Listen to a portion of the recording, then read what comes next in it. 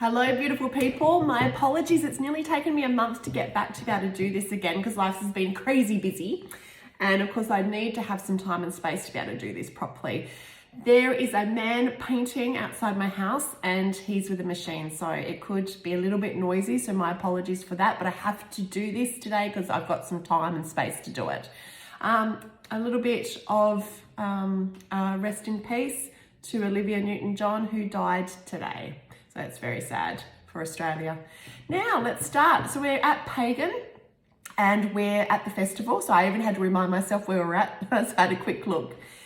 Opening the antique jade jewelry box displaying a hidden empty compartment, Aquarius looked pleased with himself. It looks empty, Pagan, but if I pull this white piece of string, it unlocks. Pulling the white string revealed 6 tiers that formed a triangle. The triangle-shaped tier consisted of an assortment of drugs.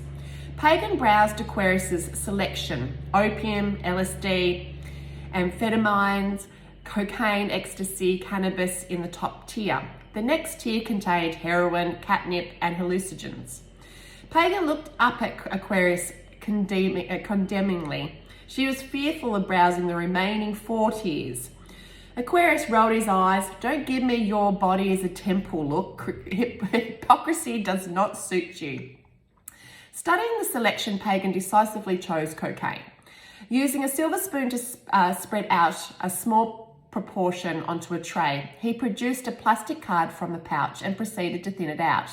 Once he was happy with the length and width of the 2 lines, he pulled out a $100 note from underneath his bed, rolled it up tightly into a cylinder and passed it to Pagan. He winked, witches first. She blocked one nose and bent down, snorting the entire line in one inhale. Her eyes tingled. Passing the note back to Aquarius, he also finished his line in one inhale, but he automatically rubbed his nose and sniffed a few times. Come here, Pagan, I want to hug you. It's been too long. Snuggling into Aquarius's arms, she rested her head on his shoulder. Aquarius thought it was a good time to tell her something troubling. While she was feeling the effects of the cocaine, he pulled her closer, wrapping his long, skinny arms around her. I've heard whispers of an underground coven. I think they intend to cause havoc. Unexpectedly, Pagan did not react. Aquarius's voice dwindled. They may attempt to kill you. Her first thoughts were of deity. Her own safety was not a concern. She had not experienced one reincarnation where her safety was not an issue. Here in Tasmania, he nodded. Are your sources reliable? She asked. He nodded again. Pagan tugged on his white seamless robe. I'm at a festival, Aquarius. They can kill me on a weekday. I don't think you're taking this serious enough. Annoyed, Pagan moved away. She always became distant before she tempered. Knowing better to argue with her, Aquarius stood up and left the cart. The best way to avoid the game was not to play it. Angered by his ability to offload information which had been weighing him down, only added to her disappointment that he could then remove himself from the situation. She refused to absorb his negativity. Grabbing the jade drug box, she flicked through tiers again until she found the word trip. Pulling out one piece of paper, she placed it into her pocket before noticing a little brown bottle hiding at the bottom of the box.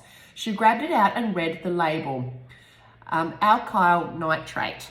It had been a long time since she had seen this aphrodisiac inhalant. It was also known as poppers. They had been used as a sexual enhancer by the gay scene and avant-garde enthusiasts. Pagan shook the bottle and stared at the label again. It would give her a 5-minute rush, expand her senses, relax her muscles, decrease her blood pressure, and make her aggressively aroused. She took the lid off and inhaled. Barely managing to put the lid back on before the dizziness hit, she lay down and enjoyed the intensity of the rush. Feeling anything but truth was the best high. The sun vanished over the horizon to the silent apprehension by the witches. A brown snake slithered past Pagan's leg, eager to find refuge in the bushes. Without hesitation, she grabbed the end of its body and tugged on it. Subserviently, the snake stilled. Several witches sitting near Pagan shuffled away, frightened more of the Pagan's carelessness than the snake. Ignoring them, she used her other hand to pick the snake up to face it. Hello, beautiful. The snake's forked tongue tickled her cheek. Pagan kissed it on the face and then gently placed it back down on the ground, watching it slither away. Over 2,000 witches, their adult family, and friends sat on the grass. Witches wore heavy, ceremonial, hooded cloaks. Tightening the cloak around her torso, Pagan wished that she had brought thermal clothing with her. Scanning the crowd for Dante, familiar faces acknowledged her by smiling or winking. On a second glance, Pagan wondered if any of the witches from the underground coven were there. Come get me. 3 gigantic bonfires were lit. Simultaneously, they erupt into balls of flames, dispersing a great amount of warmth. The witches would celebrate their sexuality tonight, starting with the ringing of the ceremonial goddess bell. The goddess bell was used as a healing tool, purging any illness or negative emotion. It worked for humans as well. It was this event that Peony had come for. The rest of the festival she had tolerated. Standing 4 meters high, the goddess bell was secured to a hard wooden fort that had been transported to the festival site on the back of the truck. The bell was cast by the West Asian witches less than 1,000 years ago. Its age had given it a lime-stained appearance. Its clappers was a welcomed phallic symbol among female domination. The sound of the chime travelled for several kilometres and easily protruded the sounding mountains that created a natural amphitheatre with a natural fold back. 2 witches from the organising committee stood anxiously beside the goddess bell, waiting for the indication to start. A few minutes passed before they grabbed the ropes and yanked. For 5 minutes, the chimes of the goddess bell vibrated through their bodies. Pagan could feel her cells renewing. Pagan noticed Oscar leaning towards Faceline in the hope of seeing signs of regeneration in her body. She also watched as Peony lost herself within the rhythm of the chime. The power of the vibration almost knocked Peony over, but she forced her body forwards. Her desperation was obvious. A wave of anticipation rose and the goddess bell came to an end. 8 witches stood on either side of the 4 taco drums, and with batons held high above their heads, they commenced playing. Sitting in the middle of the crowd, Pagan could easily see a group of only black-haired performers enter the stage beside the fort. Fairy lights and round paper lanterns lit the stage of the performers walking on, wearing just a coin belt that loosely hugged their hips, exposing a naked body. Some carried snakes that slithered aimlessly around their necks and shoulders, while others carried ancient swords, positioning them into warrior poses. Only ancient witches had lived in the warrior era and were a myth to the rest of the crowd, who cheered and whistled.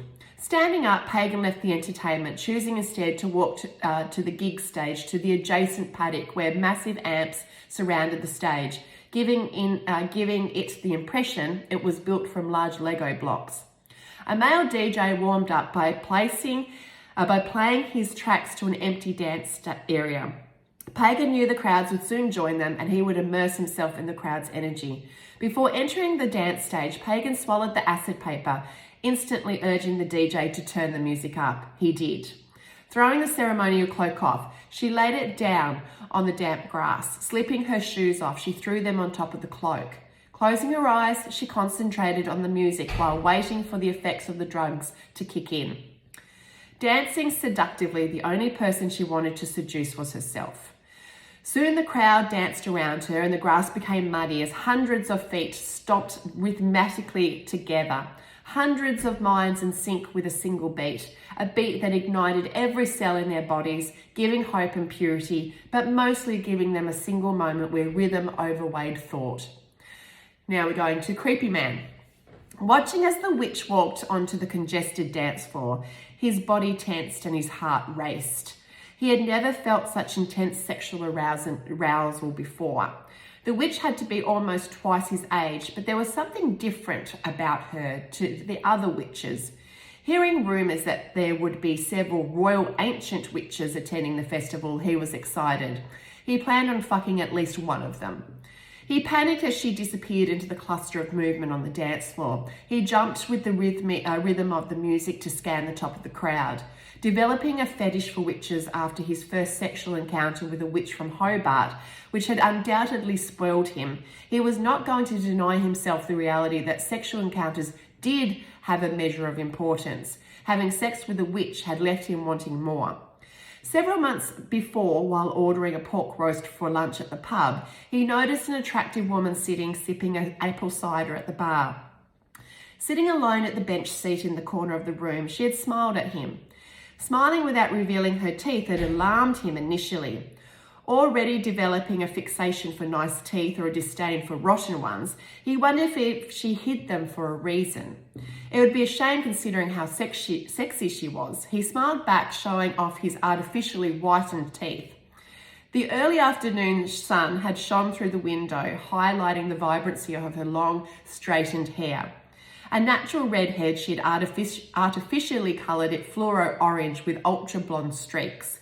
Thick aqua blue mascara and matching eyeline outlined her penetrating electric green eyes. Her lips, painted with a baby pink lipstick, pointy nose, a cleft chin, made her one of the most beautiful women he had ever seen.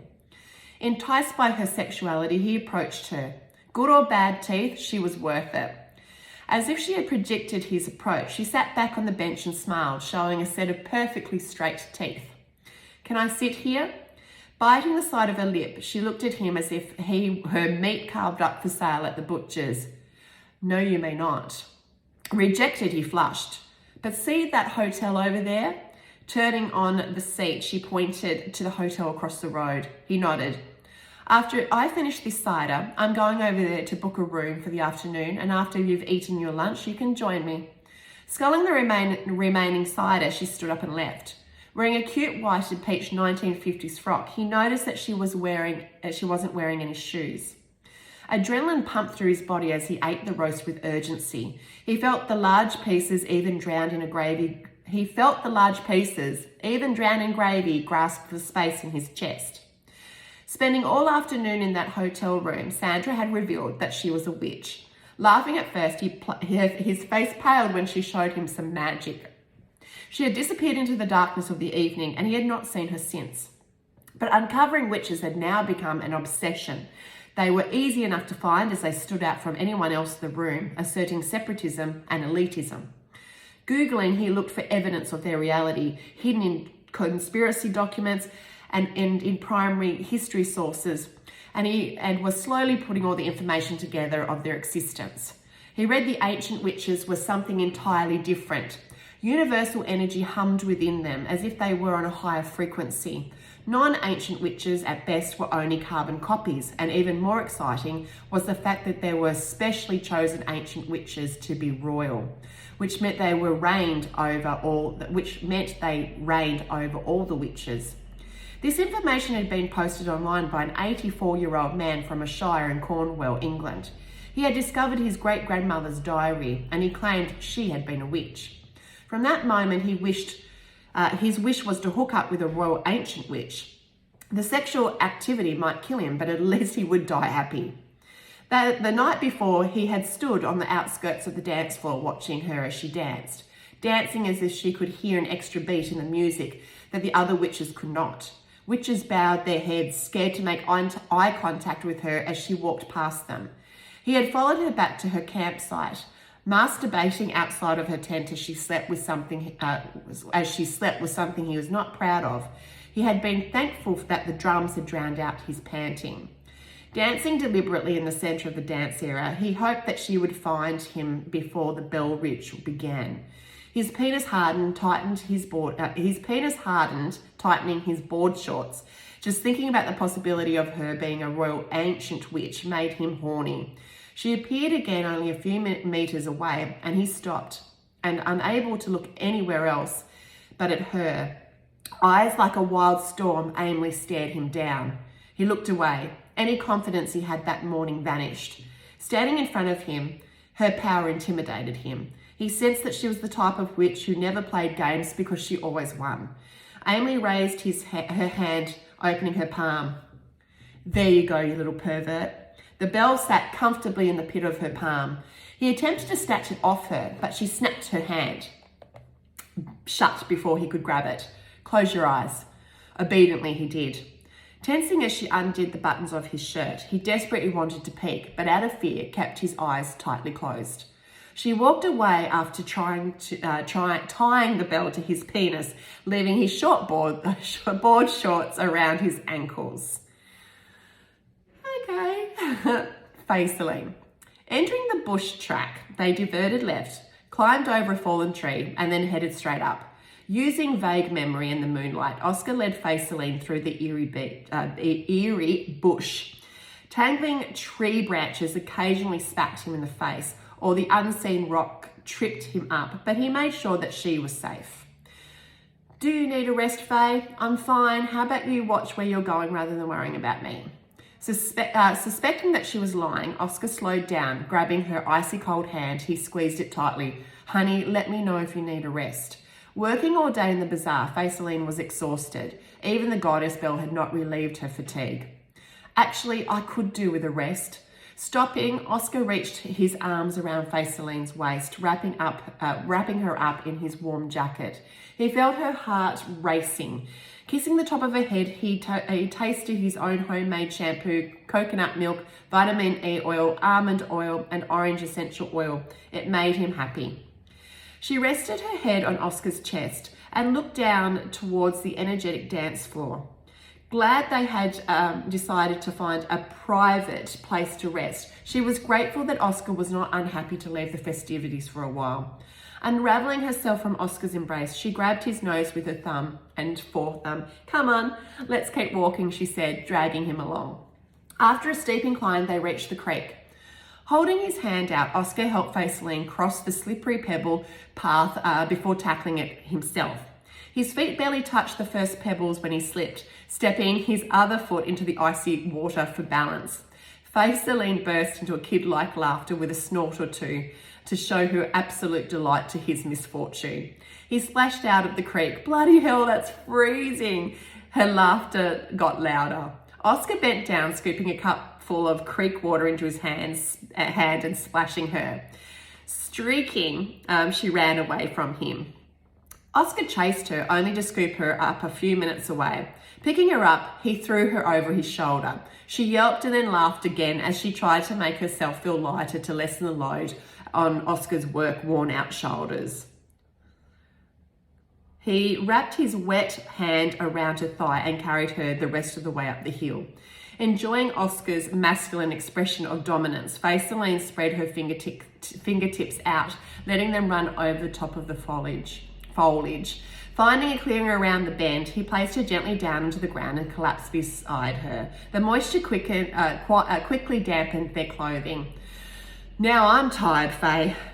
"Time to stargaze, baby," Faceline said. Thousands of stars glistened above them. She snuggled into his torso. Slipping her cold feet in between his, she released a long sigh. Not a bad sigh, but a sigh that abandoned the past from the present. "Well, this is worth the cold," Oscar laughed. "I never get bored looking at stars. No matter how many lives I live, they remind me of how insignificant we are." The sound of the bass beat did not dampen the tranquility of the natural habitat. Oscar pulled open her cloak, slipping his rough hand over her silky skin. She wore little underneath. "Gee, Faceline, you're freezing." Stroking his hair, she ignored his comment. She was already seduced by their environment. Nature had always been a natural aphrodisiac for her. It reminded her of ancient times.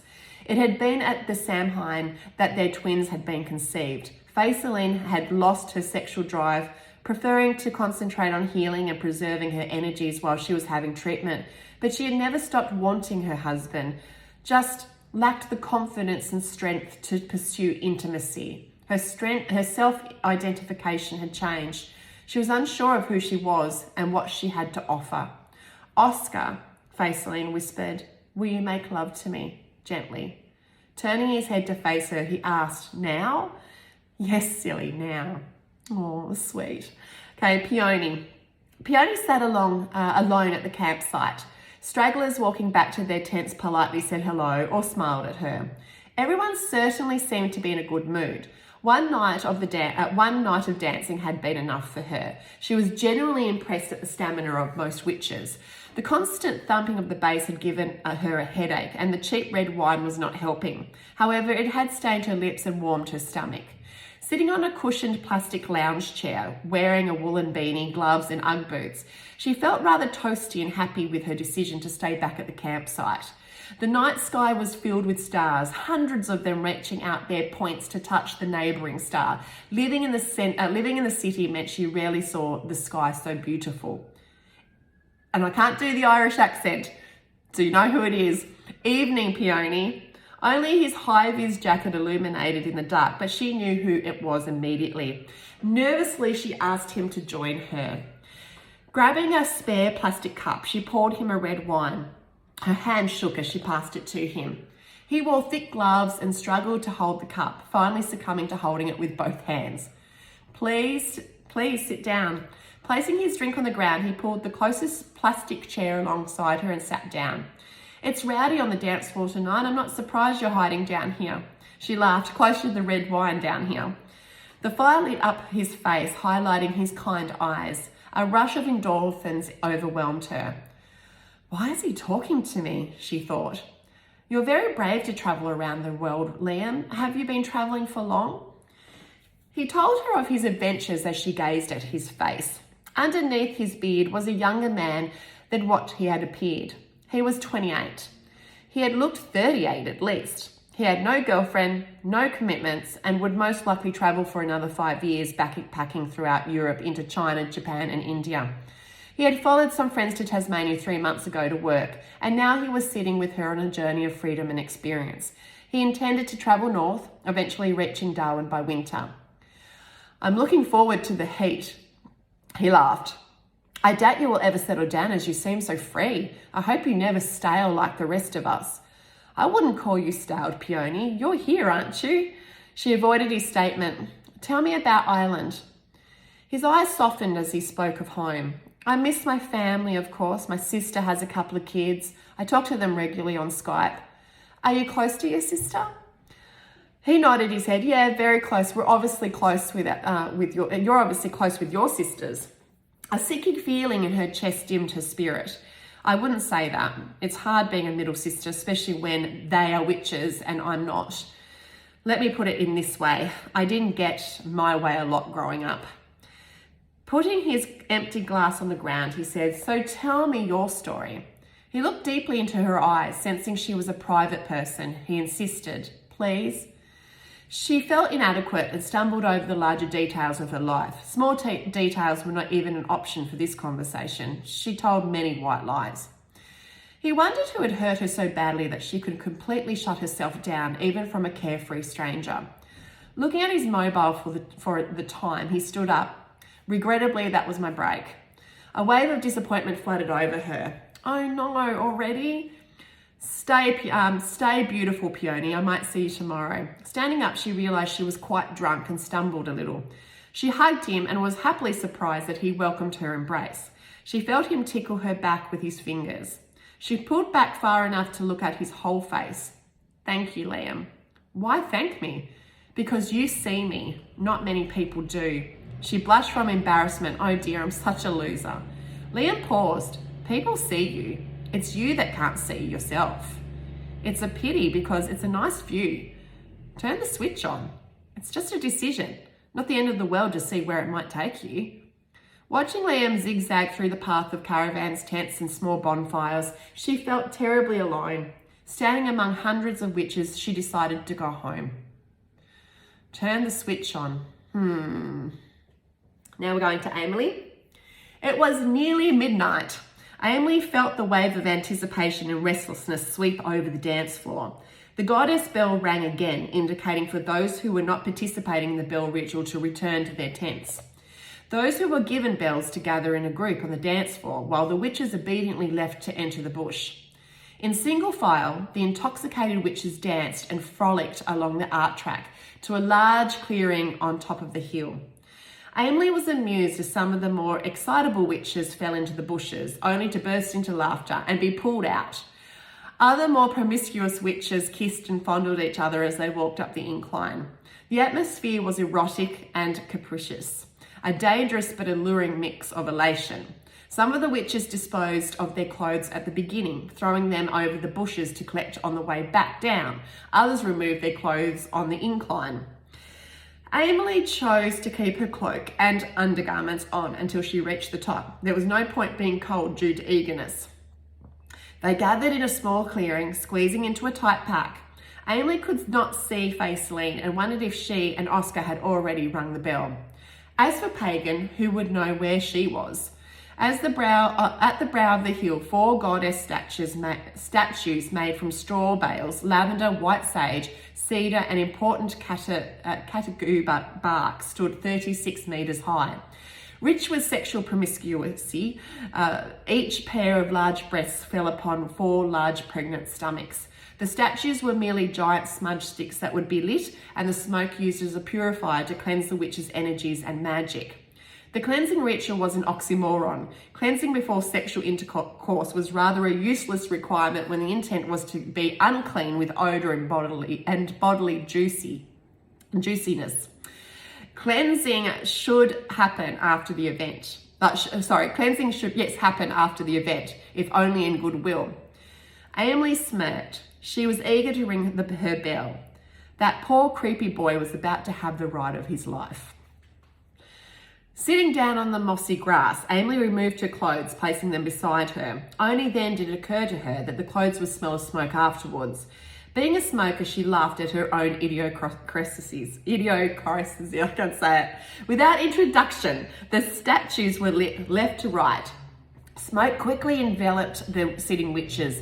Emily inhaled the smoke as there was no point fighting the fumes. She inhaled again. Her throat tightened. She would symbolically die for a split second, release herself to the goddesses, and be reborn. The area was quickly blanketed by smoke, and only the sound of coughing alerted Emily that she was not alone. Her eyes stung and air was quickly diminishing. Someone squeezed Emily's hand, probably a witch feeling frightened and searching for safety. Ripping her hand away from the stranger, she snapped, "Get over it." Emily felt the familiar rush. It would subside quickly. Her body would accept its fate. It did now. The goddesses appeared for a split second, long enough for Emily to stick her finger up at them before she took the breath that brought her back to consciousness. The smoke was a clearing. It was time. So I'm going to wrap it up just there. So you would have seen I had a little break there because I had to do a little bit of a cough. Thank you. I don't really feel like I need to talk too much today about anything that happened. I mean, obviously, I can't write about festivals and the activities unless I've been there. So a lot of this I've seen with my own eyes. I've seen this excitement of women getting naked and walking up to the art track and taking their clothes off and people kissing and frolicking and having a good time. So I've seen lots of that. And obviously I know the power of having a good cleanse. So I'll leave it there. I'll see you in the next one. Bye.